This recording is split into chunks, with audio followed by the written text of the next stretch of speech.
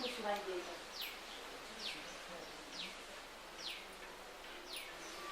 मराठीमध्ये बोला, हिंदीमध्ये बोला. नाही विचार गोविंद तुम्ही काय विचार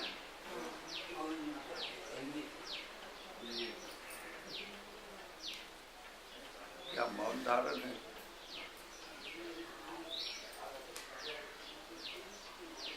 क्या बोलते हो? वो साइलेंस है, हिंदी में बोलो। हिंदी।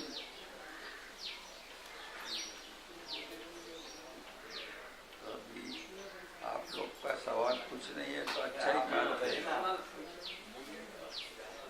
बाबा बोलते थे जब मेरे पास आते हो तो सवाल लेके मत आओ, जो आना है इधर तो प्रेम से आओ और जो कुछ मैं देता हूँ वो स्वीकारो। सवाल करके कुछ आपको मिलेगा नहीं। मैं जवाब दूंगा सवाल के, पर वो आपका मन जो है वो और सवाल करेगा, सवाल ही होते रहेगा। तो सवाल जवाब इसका अंत ही आता नहीं है। मेरे पास तो मैं सवाल जवाब करके मेरा कार्य नहीं होता है। मेरा जो कार्य है तो आप लोग को मेरा प्रेम सवाल देने का। तो इधर आते हो तो अपना दिल खोल के आओ और दिल में मुझे संभाल लेने की कोशिश करो। कुछ भी मैं बोलूँ उसका मनन करो। और इधर आते हो तो आप लोग सब इधर ही रहो, मेरे सामने बैठ के घर का ख्याल, बीवी बच्चे का ख्याल, ये सब छोड़ दो। इधर मेरे सामने रहो, मेरे सवास में। और ये जो मौका मिलता है आप लोग को मेरे सामने बैठने का, उसका पूरा फायदा ले लो। ऐसा मौका हर वक्त आता नहीं है, बहुत दुश्वार है। मैं आप लोग के सामने अभी बैठा हूँ, ऐसा बहुत साल तक नहीं चलेगा। थोड़े साल के लिए तो मैं हूँ इधर, मेरा जो आगमन रहता है तो हमेशा के लिए नहीं रहता। जो थोड़े साल मुझे आना पड़ता है मेरा कार्य करने का, तो आप लोग बहुत ही नसीब वाले हैं कि मेरे सामने आज इधर आए हो। ऐसा मौका मिलता नहीं, तो उसका बहुत पूरा फायदा लो और बिल्कुल मेरा मनन दिल में रख के मेरे सामने बैठो। और इस तरह बाबा बोलते थे। लोग सवाल लेके आते थे तो बाबा जवाब देते थे, और कितने लोग सवाल लेके आके भूल भी जाते थे। और घर जाके जब घर गए तो उनको याद आता है कि अरे सवाल पूछने का तो रह गया। और वहाँ घर जाके पर उनको ऐसा लगता है कि सब सवाल के जवाब तो बाबा ने दे दिए मुझे। उनके सामने बैठ के ऐसा उनको महसूस होता था कि सब सवाल के जवाब मिल गए। तो इस तरह बाबा बोलते थे कि जब मेरे सामने आओ तो सवाल जवाब का यही मतलब है। सवाल जवाब के साथ मतलब ही मतलब। और बाबा ऐसे थे जैसे अपने साधारण कैसे मनुष्य है वैसे बाबा दिखते थे। बाबा की जो हालत है तो ऐसी है कि वो साक्षात ईश्वर भी है और मनुष्य, दोनों का मेल है उनके। तो जो मर्यादा पुरुषोत्तम बोलते हैं, वो साक्षात वही है। तो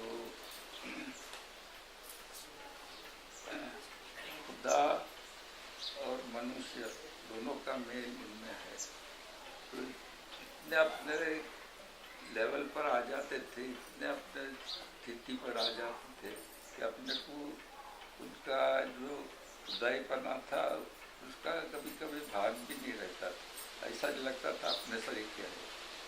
तो बातचीत करने के, हंसने के, बोलने के, और फिर जरा मश्करी ठट्टा भी चलने की बाबा के सामने बहुत होने लगा। तब बाबा को फिर याद भी दिलाते थे कि देखो मेरे सामने आप लोग ऐसे आके बैठे हैं, तो उसका वो इतना फ्री मत रहो, मत भूल जाओ कि मैं साक्षात ईश्वर भी हूँ आपके सामने।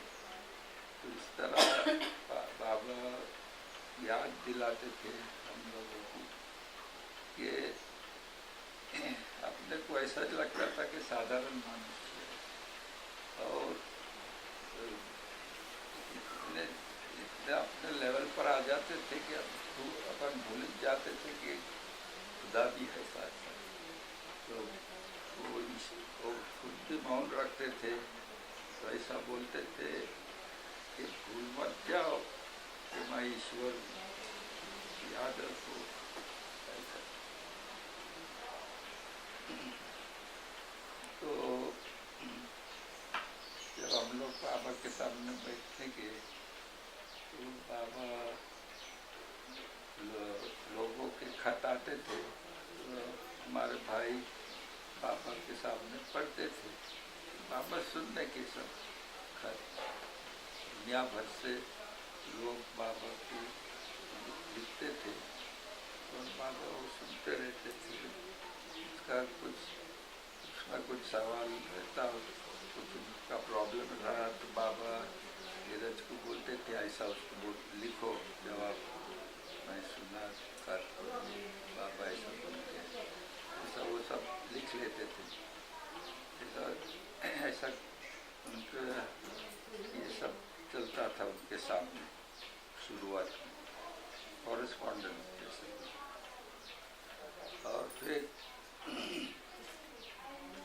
वो सब सुने बाद बाबा बोले फिर मेरे भाई वो सब लेके जाने के और वहाँ जवाब लिखते बैठते थे। हम लोग बैठने के बाबा के सामने, तो फिर बाबा और फिर भाई वो रख के आते थे। फिर बाबा बोले चलो अभी अपन ये पढ़ेंगे, सब खोटी खोटी बात में बोगस न्यूज़।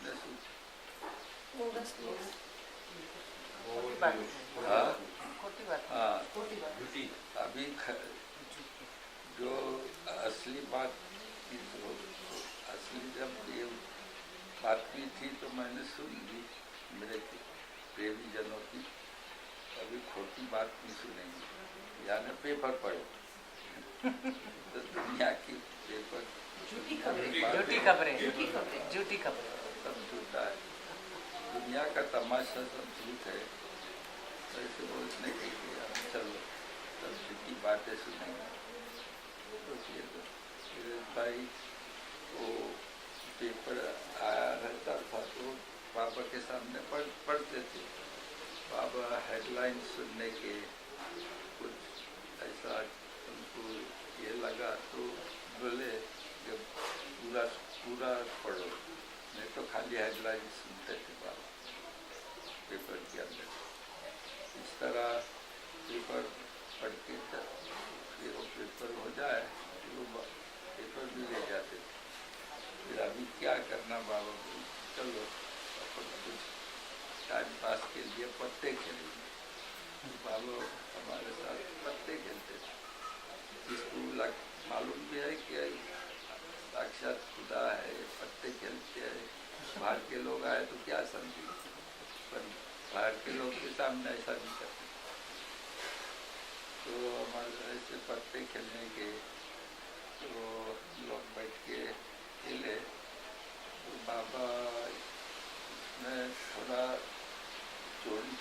करते थे। यानी चीटिंग। हाँ, चीटिंग करते थे। जैसे साधारण आदमी कैसा करता है वैसे कर नहीं। तो हम लोग बोलने के बाबा ये तो आप ऐसा ही चीटिंग किया। तो बोले मुझे अधिकार है करने की। फिर हम लोग जो कुछ करने को गए तो बोले हाँ आप लोग सीधा खेलिए मेरे साथ, हम लोग को नहीं करने देंगे। इस तरह बहुत ही हमारे साथ मिल जाते थे, हमारे लेवल पर आ जाते थे।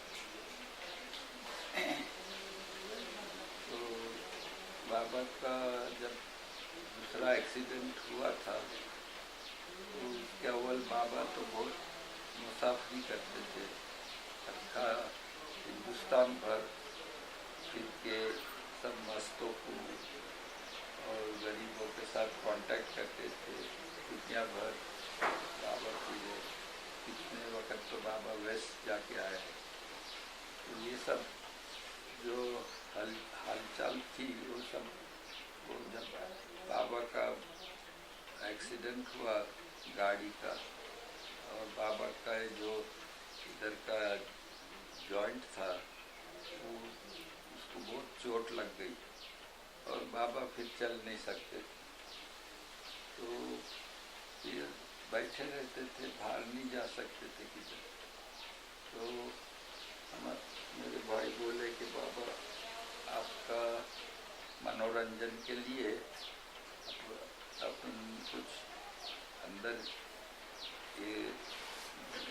गेम्स खेलेंगे, इंडोर गेम न सूखे।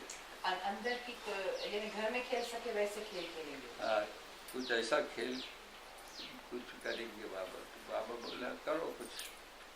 तो इधर ऐसा एक टेबल पर करके टेबल टेनिस पिंग पोंग खेलते पिंग हैं। पोंग बाबा एक बाजू टूल पर बैठते थे और सामने वो तभी मंदिर जब उनके सामने और फिर बाबा वो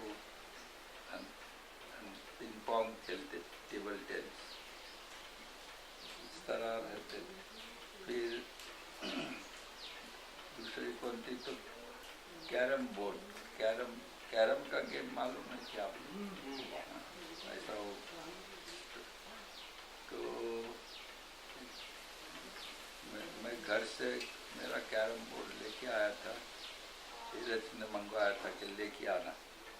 तो मैं लेके गया था, इधर ला के इधर ही रखा था। तो फिर टेबल पर कैरम बोर्ड इधर रखा था।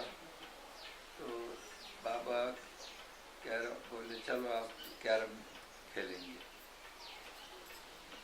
तो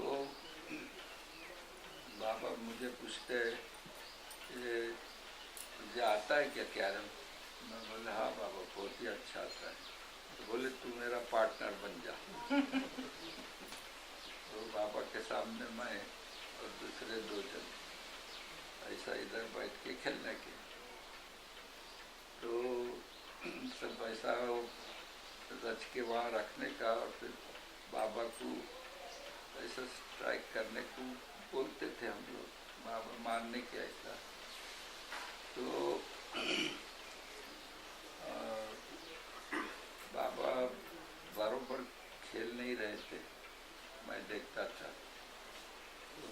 और जब मेरी टर्न आती थी तो मैं बहुत अच्छा खेल के दिखा रहा था। बाबा बोले अच्छा खेलता है तू। फिर तो ऐसा टर्न आता था इसके अंदर। तो जब मेरा टर्न आया तो मैं खेले, फिर मेरा टर्न हो गया तो फिर सामने वाले का टर्न आता है। उसके बाद वापिस बाबा की टर्न आती है। तो बाबा हमें वो नेम लेने के और चुप जाने के, बराबर जाने का ही नहीं हो। तो मुझे तो बहुत ताजुब लग रहा था, ऐसा कैसा खेल रहे बाबा। फिर एक बार बहुत ही सोफा शॉट था, वो भी बाबा ने बराबर नहीं खेले। तो उनकी एक वक्त टर्न आई तो मैं देखता था कि ये भी अभी बराबर नहीं करने वाले। तो मैं झट उठा कुर्सी पर से और जाके बाबा को बोलता हूँ, बाबा इस तरह मत खेलो, ऐसा पकड़ो। तो बाबा मेरे तरफ ऐसा फिर के देखते तो बोलते, हाँ मुझे मालूम है। मैं तो भूल गया कि इसको सब मालूम है। और मैं बोला ऐसा नहीं खेलना बाबा, ऐसा इस तरह खेलना चाहिए। तो इतने अपने लेवल पर आ जाते थे कि अब तक वो ऐसा याद दिलाते थे कि कौन भूल मत जाओ। फिर अच्छा खेलने लगे बाबा, ऐसे अच्छे उनको सब बहुत सब गेम्स में बहुत ही बाबा ये होशियार थे। क्रिकेट में, टेबल टेनिस, बैडमिंटन, सब गेम उनको बहुत ही होशियारी से खेलते थे। और बाबा बोलते थे कि जो खेल है वो अच्छा है, इससे अपना मन ताज़ा रहता है और सब लोगों ने भाग लेना चाहिए। तो इस तरह तो बोलने की मतलब ये है कि बाबा इतने अपने लेवल पर आ जाते थे कि अपने कुछ पता ही नहीं लगता था। और बाबा बोलने के कि आप लोग तो क्या बड़े बड़े संत और वली लोग हैं, उन लोगों को भी पता नहीं है कि मेरी कौन सी हालत है। उन लोगों को भी कुछ मेरा जो महानता है उसकी उनको ये कल्पना नहीं है। तो आप लोग का क्या विचार है? तो बाबा हर एक के लेवल पर वो उपस्थित थे, ऊंचे से ऊंचा, नीचे से नीचा। छोटे बच्चे के साथ ऐसे गोटियाँ खेलते थे, जैसा छोटा बच्चा खेलता है। तो बच्चे लोग को बहुत बाबा के इसमें ये था। सब बच्चे लोग आए तो बाबा के आगे भीड़ जाते थे। इतने बाबा बच्चे लोग के लेवल पर आ जाते थे कि उनको ऐसा लगता था कि हमारे साथ का ही है, छोटा बच्चा ही है। इतना उनकी ऐसी स्थिति थी कि सब स्टेजेस पर वो हाजिर थे, यानी सब लेवल्स पर वो विराजमान थे। बाबा का मौन छूटा कि छूटने का है? हाँ, बाबा का मौन छूटा कि छूटने का है? छूटने का है। बाबा का मौन छूटा के नहीं छूटा वो हमको उसका पता ही नहीं है। बाबा बोला कि स्पीच में साफ बताया है कि अभी छूटा नहीं है। जिस दिन छूटेगा, जिस दिन मेरा प्रकटीकरण होगा, ना किसी अवतार काल में हुआ है ना किसी में होगा। इतना ऐसा बोला है ना? होगा। वही तो मैंने बोला। हाँ। तो आफ्टर डेथ छूटेगा? हाँ? आफ्टर डेथ छूटेगा? नहीं, यानी वो कह रहे हैं कि बाबा के शरीर त्याग करने के बाद छूटेगा, वो तो सही है। उनका जो प्रकटीकरण होने वाला है, अभी इन्हें गिने लोग हैं जो उनको भगवान मान रहे। 10-25 पूरा विश्व में 10-25 हजार आता है, रिकॉर्ड देख लिया। हाँ, कबूल है। तो बाबा ने ये भी बताया कि अभी एक कलकाल है, माया का युग है, किसी को मेरी गरज नहीं, ऐसा हाथ किया बाबा ने। इन्हें गिने लोग मेरे प्रेमी हैं। हाँ। एक दिन ऐसा आएगा कि इतना भूकंप से कुछ मारे जाएंगे, कुछ पानी इतना बरसेगा, पानी से मारे जाएंगे, कहीं पानी पीने को नहीं होगा, उससे मारे जाएंगे, कहीं चोर मार डालेंगे, कुछ आपस में संघर्ष करेंगे। ऐसी 7 प्रकार की परिस्थिति बताई बाबा ने। जब सारी दुनिया अस्त व्यस्त हो जाएगी, कहीं कहीं चिराग जलेगा, जब मेरी गरज होगी, जब मैं आऊंगा, ये बाबा ने बताया। गॉड स्पीकिंग तो साफ बताया। तो कहने का मतलब फिर से वो हाँ। फिजिकल बॉडी आएंगे? नहीं, अभी है वो, जाते नहीं, कभी जाते ही नहीं, वो तो टाइम नहीं, वो से आते। ठीक है। फिजिकल बॉडी में आएंगे। 700 साल के बाद आएंगे। वो भी बोल रहे हैं 700 साल के बाद आएंगे। साकार रूप में आएंगे। हैं? 700 साल के फिर बाद जब क्या मौन होगा? छूटेगा क्या? जब मौन तोड़ेंगे। 700 साल के बाद भी 700 बात हो सकता है, 1400 लिखा, दोनों बातें लिखी, 700 भी लिखा, 1400 आपका उनकी मर्जी। मगर बाबा ये भी कहते हैं कि मुझे समझने की कोशिश मत करो, वही। सिर्फ मुझे प्रेम करो। बात और मुझे जब- प्रेम करो। वही तो है ना, ये सब वाद विवाद होते रहता है, तो इसका अंत ही नहीं आता है। कोई बोलेंगे 700 साल के बाद बाबा माउंट तोड़ेंगे, और बाबा बोलते कि 700 साल के बाद तो मैं आऊँगा। तो क्या अपने जो दिमाग से उनकी बातें सुनने की कोशिश की, तो इस तरह वाद विवाद होते रहता है। तो बाबा बोलते थे कि मैं जो भी कुछ बोलूं वो सुनते रहते, सुनो, वो जो मैं बोलता हूँ बिल्कुल सत्य है। बाबा बोलते थे कि अभी मैं माउंट तोड़ने वाला हूँ और बहुत करीब है, और जब मैं माउंट तोड़ूंगा तब आखिर बार दुनिया को पता लगेगा कि मैं कौन हूँ, प्रकट होऊंगा। यूनिवर्सल मैनिफेस्टेशन यानी विश्व भर में मेरी ये होने ऐसा आखा विश्व में प्रकट जाएंगे। लोग मुझे पहचान सकेंगे कि मैं जो हूँ जो जिसकी राह देख रहे, और मैं माउंट तोड़े बिगर शरीर नहीं छोड़ूंगा। हाँ, ये ऐसा जो बाबा मेन चीज बोले। है, मौन तोड़े बिगर शरीर नहीं छोड़ूंगा। अभी हाँ, वो जो बोले थे वो सत्य है, पर इस हिसाब से बोले अपने को क्या पता उन्होंने माउंट तोड़ा कि नहीं तोड़ा। बाबा कोई बोलते हैं कि बाबा ने शरीर छोड़ा, यही उनका माउंट तोड़ना था।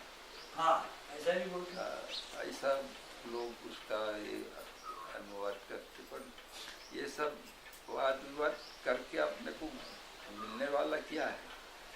शुरू में मेहरबान वही बोले थे कि बाबा कहते थे कि मेरे सामने आए तो सवाल करना बंद कर दो, क्योंकि सवालों का अंत ही नहीं होता। एक सवाल के बाद दूसरा सवाल प्रकट होता है। जब मेरे सामने हो तो पूरा ध्यान मेरे पे लगा के रखो और देखते रहो, उतना ही करो, दूसरा और कुछ करने की जरूरत नहीं है। सही बात बाबा ने वो भी है। नहीं ठीक है, लेकिन अपन बाबा के बारे में जब बोलते हैं ना, हाँ। तो लोग अपने को क्वेश्चन करते हैं, तो अपन ने उसका सेटिस्फेक्शन देने के लिए अभी अपनी तैयारी होना चाहिए। इसलिए मैं तो ये सोचती हूँ कि ये देखो, बाबा के शरीर त्याग करने के बाद बाबा के पास हजारों उनके प्रेमी उनके नाम सुन के आते हैं, तो यही तो उनका मौन तोड़ना होता है ना। हर एक के दिल में बाबा अपना मौन तोड़ते हैं। जब आपका टाइम होता है तो आपके दिल में बाबा के लिए प्रेम प्रकट होता है और आप बाबा के पास खींच के आ जाते हैं। तो ये भी एक प्रकार का मौन तोड़ना ही है।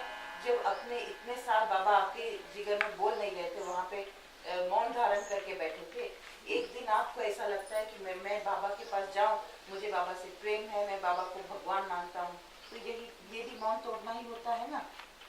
तो उनको यही समझाओ कि जिस दिन तुम्हारा टाइम आएगा, बाबा कहते थे कि हर एक के दिल में अलार्म क्लॉक है, जो गजर बजेगा तो बाबा के पास आ जाएंगे। बाबा ने ये भी कहा मैं हर वादे से मुक्त हूँ।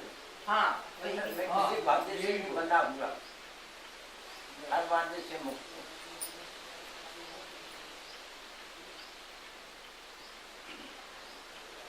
बाबा जब नजर आए थे, अवतार धारण किया, तो अवतार धारण करने का मतलब ये है कि जब दुनिया की स्थिति बहुत ही खराब हो जाती है और सच्चाई का एकदम पासा नीचे जाता है और झूठ लोगों का राज हो जाता है, तब उनको आना पड़ता है। तो तब बाबा प्रकट होते हैं। बाबा बोलते हैं कि मुझे 5 सद्गुरु जो रहते हैं सदा पृथ्वी पर, तो वो लोग उनके कार्य से मुझे मेरे स्थान से नीचे लाते हैं और मैं अवतार धारण करता हूँ। तो अवतार धारण करने का मतलब ये कि बाबा इधर आते हैं तो पूरा जगत को सब ये जो सब झमेला तैयार हुआ है उसमें से निकालने के लिए आते हैं। तो अब इतनी बुराई बढ़ गई है दुनिया में, जब वो आते हैं तो इतनी बुराई इतनी बुराई हो जाती है, तो उसके जो संस्कार होते हैं वो इतने भयंकर होते हैं कि दुनिया उसके अंदर गड़ जावे जो ये नहीं आवे तो वो सब जो खराबियाँ है उसका जो संस्कार जो पैदा हुआ है, खराब संस्कार, वो सब खुद पर ले लेते हैं और उनका अच्छा कार्य ऐसा अपन देखते थे कि अच्छा उनका कार्य दुख सहने का था। साफ सफाई तो खुद के ऊपर के ब्रह्मांड का दुख खुद पर लेने का। तो जब वो सिक्लूजन में बैठे थे तो यही कार्य करते थे। एकांतवास में जब बैठे थे तो बाबा का कार्य क्या, दुनिया भर के संस्कार का जो बोझ है खुद पर लेके उसको कम करने का वो कार्य करते थे। तो इससे उनको बहुत ही परेशानी होती, बहुत तकलीफ। तो जब वो एकांतवास में बैठते थे तो बाबा के शरीर के ऊपर भी उसका असर होता था और बाबा की सेहत बहुत ही नाजुक हो जाती थी। लंबे एकांतवास किए बाबा ने, बहुत ही कुपोषण किए हैं। एक बार तो बाबा जब जो समाधि है उसमें बाबा पहले समाधि जैसा कुछ नहीं था, वह एक गड्ढा किया था और बाबा समाधि के अंदर एकांतवास करते थे। तो 6 महीने तक बाबा अंदर रहे थे। 6 महीने तक बाबा ने कुछ खाया नहीं, कुछ सिर्फ 2 कप कॉफ़ी दिन के अंदर लेने के और दिन रात अंदर ही बैठ के उनका कार्य चलता था। तो ये सब करने का मतलब क्या, कितना खुद के ऊपर वो सब कष्ट लेते थे जिससे दुनिया को राहत मिले। तो जब वो आते थे इधर तो यही उनका कार्य था, खुद के ऊपर अक्खा दुनिया का बोझ लेना और खुद उसका सहन करना। तो इस प्रकार उन्होंने बहुत से ऐसे एकांतवास, कुपोषण ये सब किया था। और उसके अलावा बाबा ने मौन धारण किया था। अब आप कुछ विचार करो कि एक दिन अपने को मौन रखना पड़ता है साल के अंदर, तो कितनी कठिनाई लगती है, अपने कितना तकलीफ हो जाता है। अपने को लगता है कि अभी कैसा जाएगा कल का दिन मौन में। 1000 सवाल उठते हैं अपने दिल में। और बाबा ने एक बार तो 22 दिन का मौन दिया था। हाँ, 22 दिन का मौन दिया था बाबा ने पहले, अब तो 1 दिन का है। हाँ, 44 साल बाबा ने मौन रखा। और वो मौन के अंदर खाली मौन नहीं था, कितना जबरदस्त कार्य किया जगत भर में। बाबा दुनिया में मुसाफरियाँ की और हर प्रकार की बातें की। एक बाजू बैठ के मौन धारण करके बैठ नहीं रहे थे। उनका मौन बोले तो मौन के अंदर कितना बाबा ने सब दुनिया के साथ व्यवहार किया है और कितनी उनकी कठिनाई थी ये सब मौन धारण करके करना। तो पूरी कष्टी उन्होंने सह कर दी। मौन धारण करके ये सब कार्य करना कुछ से ऐसी सहज बात नहीं है, इतना कठिन है। दुनिया में जाना, वेस्ट में जाना, इधर जाना, और उन लोग को बाबा को के तरफ खींचना, ये कैसा उन्होंने किया तो आप इसका अंदाज लगाओ, तो अंदाज ही नहीं आ सकता। तो इस तरह बाबा ने खुद के ऊपर बहुत ही कठिनाई ले ली थी और सहन की। और ना तो क्या, बाबा ने एक बार बोले थे कि अभी थोड़े वक्त में एक बहुत बड़ा अपघात होने वाला है मेरे ऊपर, और मुझे उसके लिए बहुत सहन करना पड़ेगा। ऐसा बाबा ने एक सर्कुलर दिया था 1948 के अंदर। और फिर थोड़े साल के बाद बाबा नई जिंदगी में गए थे। आप लोगों को पता होगा कि बाबा नई जिंदगी में गए थे, तो सब छोड़ छाड़ के इधर, ये सब आश्रम था बाबा का इधर मेराबाद में, बाबा ने सब निकाल डाला। खुद के नाम पे बहुत से जमीन थे, सब वहाँ के लोगों को बांट दी। अब वहाँ की जमीन की कीमत तो आप लोग को मालूम है, मेराबाद के आसपास कितनी महंगी है। तो बाबा के नाम से 500 एकड़ जमीन थी, बाबा बोले सब दे डालो। और ये सब छोड़ के बाबा न्यू लाइफ में चले गए। और कितनी कठिनाई से नई जिंदगी बाबा ने गुजारी, उसका आप लोगों को तो पता होगा कि रास्ते पर चार किताब है हिंदी में, नई जिंदगी की किताब। हाँ, नई जिंदगी की किताब है। हाँ, 4 महिला साथ में और दूसरे 20 ऐसे पुरुष पांडे रास्ते पर भीख मांगते फिरने का। कुछ ऊपर छत नहीं, के नीचे सोने का पलंग नहीं, कुछ रास्ते पर फिरते थे बाबा। तो ये सब कटराई। बाबा बनारस गए थे ना, बनारस खरीद के, या तो अभी प्रोग्राम हुआ था, वहाँ हम लोग गए थे, दिखाया हमको बाबा वहाँ, उनके गेट के ऊपर आकर के भिक्षा मांगा बनारस। ये कैरेवन जो है ना इधर,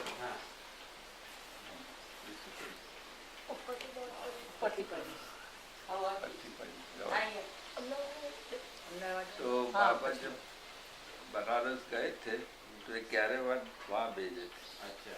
कारण महिला लोग को रात को भी जगह नहीं थी सोने का, कुछ नहीं, कुछ बोला जा ही नहीं था।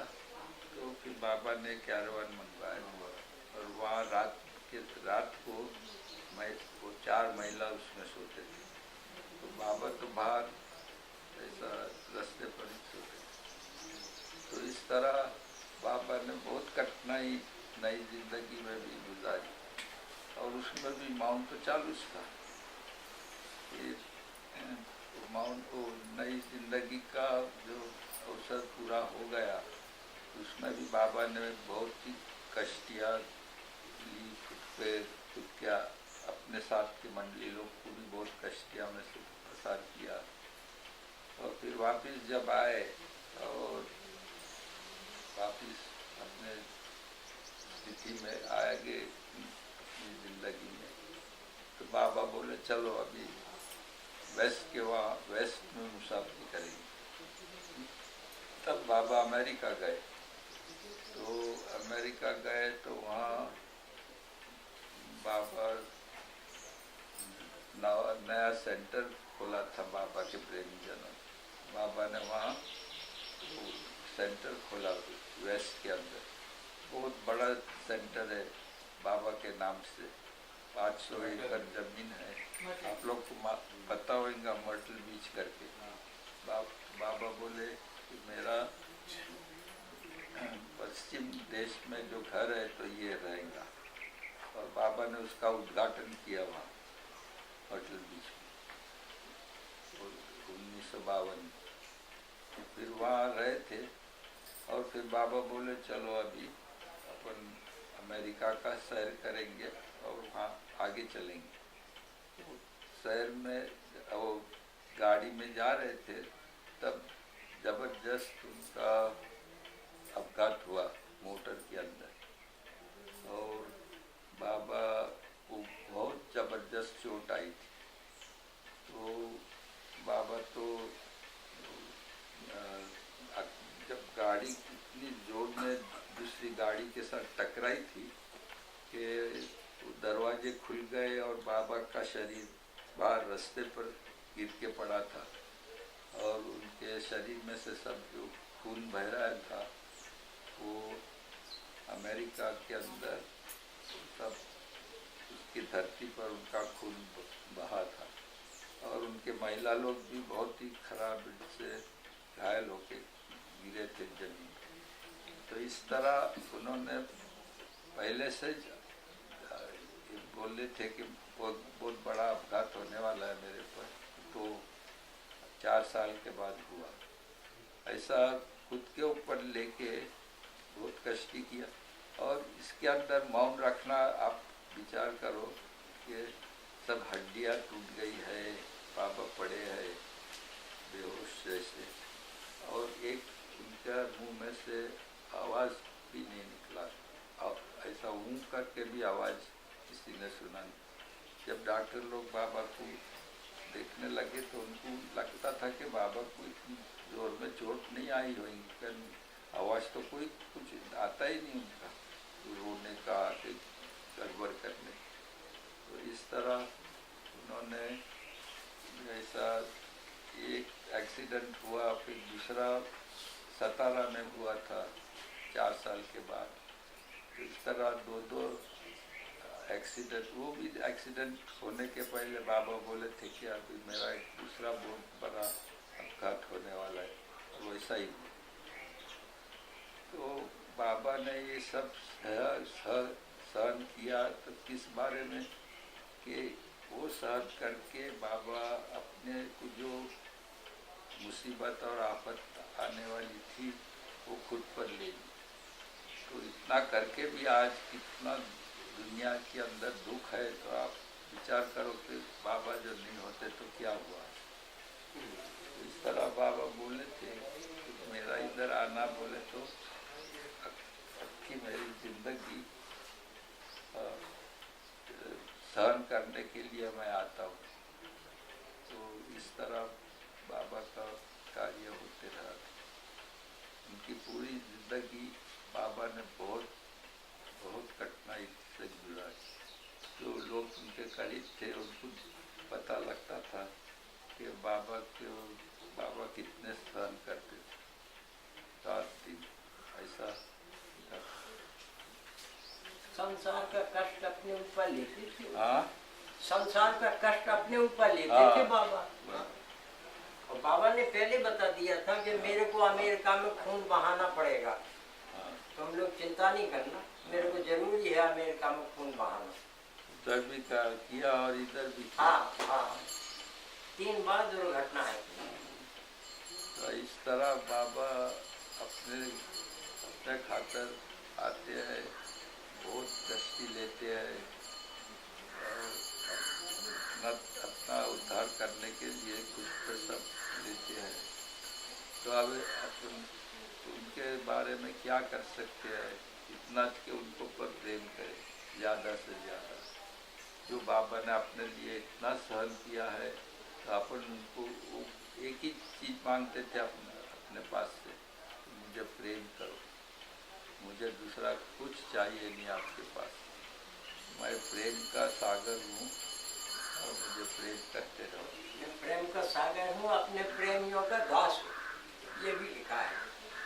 तो इस तरह बाबा बोले हैं। तो आप लोग सब बाबा के ऊपर ज़्यादा प्रेम करो। और प्रेम करने का मतलब क्या, बाबा को खुश रखो। किस तरह खुश रख सकते हो तो बाबा बोले हैं वैसा करना। बाबा बोलते थे कि अपनी जवाबदारियाँ पूरी करते रहो। जो भी कुछ जवाबदारी है तुम्हारे ज़िंदगी में तो करते रहो और सत्य से करो।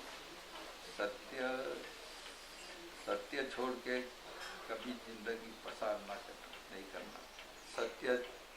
सत्य पकड़ के ही पूरी जिंदगी पसार करो। और हर एक में मेरा वास है तो हर एक के साथ प्रेम से रहो। ये सब जो अपन किए तो बाबा को अपन प्रेम किए बराबर होता है। तो इस तरह आप लोग जिंदगी गुजारो, बाबा को खुश करने की कोशिश करो, यही बोलना है। ठीक है। जय बाबा। जय बाबा।